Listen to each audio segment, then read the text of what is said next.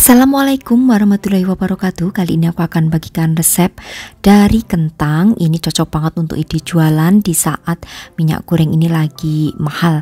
Namanya mini mashed potato. Nah, seperti apa proses pembuatan juga bahan-bahannya? Simak videonya sampai selesai.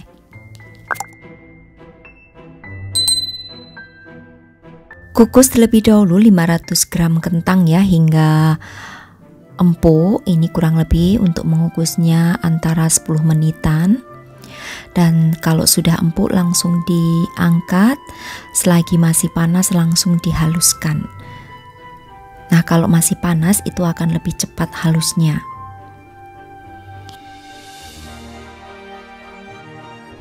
Nah, setelah kentangnya halus, kemudian sisihkan dan biarkan hingga dingin.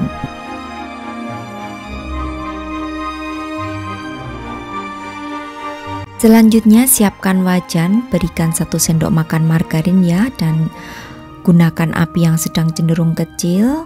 Lalu juga siapkan setengah sendok bawang bombay yang sudah dicincang kasar, 1 buah wortel yang sudah dipotong dadu, kemudian 30 gram keju yang sudah diparut. Nah, kemudian di sini juga aku akan siapkan untuk susu. Jadi aku menggunakan susu UHT sebanyak 100 ml. Nah, kalau margarinnya sudah mencair, kemudian masukkan untuk bawang bombay cincangnya.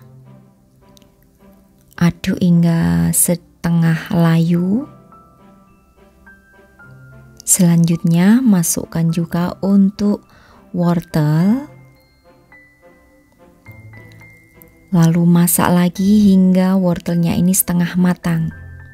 Boleh ditutup ya supaya wortelnya lebih cepat setengah matangnya. Nah, kalau wortelnya sudah setengah matang seperti ini, kemudian akan aku tambahkan dengan bumbu yang lain. Di sini ada 1 sendok teh garam. Kemudian juga 1 sendok teh kaldu jamur, kalian boleh menggunakan MSG ya. Lalu setengah sendok teh lada bubuk, setengah sendok teh bawang putih bubuk, kalau tidak ada boleh diganti bawang segar ya, sebanyak 2 siung yang dihaluskan. Kemudian aduk hingga tercampur rata dan berbau harum. Lalu setelah itu masukkan untuk 100 ml susu UHT. Kemudian 30 gram keju yang diparut. Masak hingga kejunya ini larut.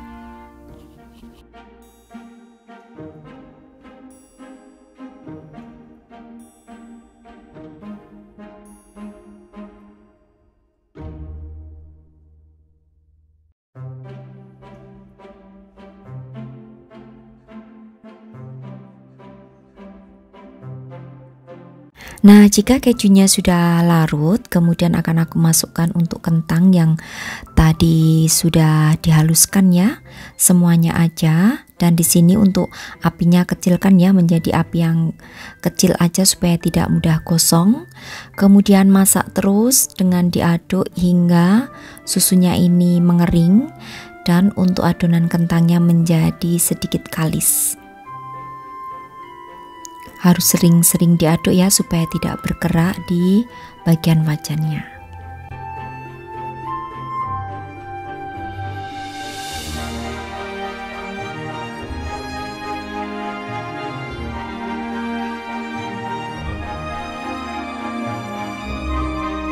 Nah, setelah menjadi kalis seperti ini, kemudian matikan ya untuk apinya dan biarkan hingga dingin terlebih dahulu.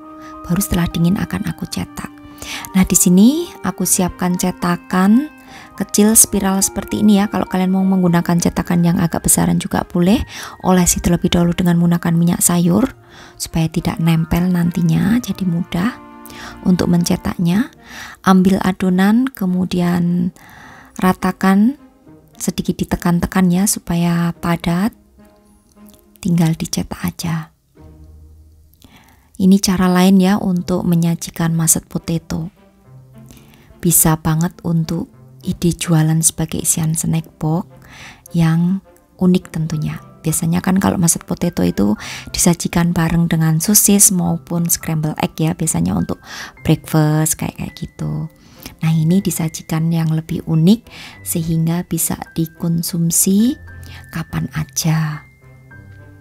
Rasanya juga enak loh, ada gurih dan juga mengenyangkan karena kan ada kentangnya. Ini juga bisa sebagai ide jualan frozen food ya. Jadi kalau sudah dicetak seperti ini tinggal dimasukkan aja ke dalam wadah, simpan di freezer, nanti bisa penyajiannya bisa digoreng maupun tidak. Karena sekarang minyak lagi mahal, jadi tanpa saya goreng ya, seperti ini aja juga sudah enak rasanya. Oke. Kemudian kalau mau dijual bisa dimasukkan ke dalam mika, plastik mika seperti ini yang dialasi dengan menggunakan kertas minyak. Untuk cara mengemasnya itu sesuaikan aja ya dengan selera, boleh menggunakan plastik mika seperti ini maupun bisa dialasi dengan kertas roti kukus. Untuk harganya bisa dijual kisaran harga 1000-an juga bisa ya, atau mungkin 2000 rupiah juga masih bisa sih.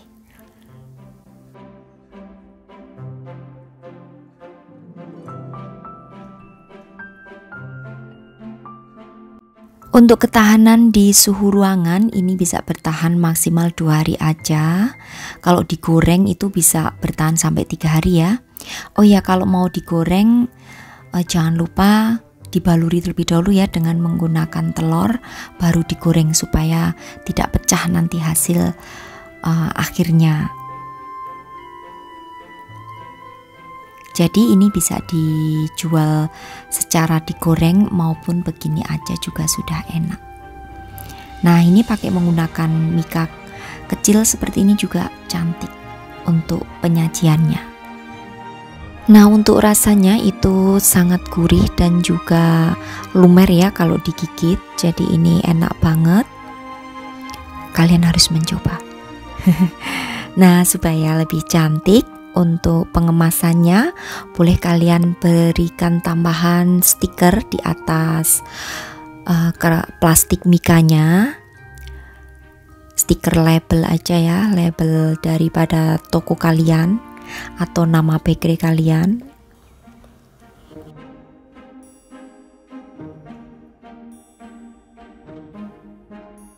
Oke, ini sudah siap ya kalau mau dijual, kalau mau disimpan di freezer. Untuk frozen food juga boleh.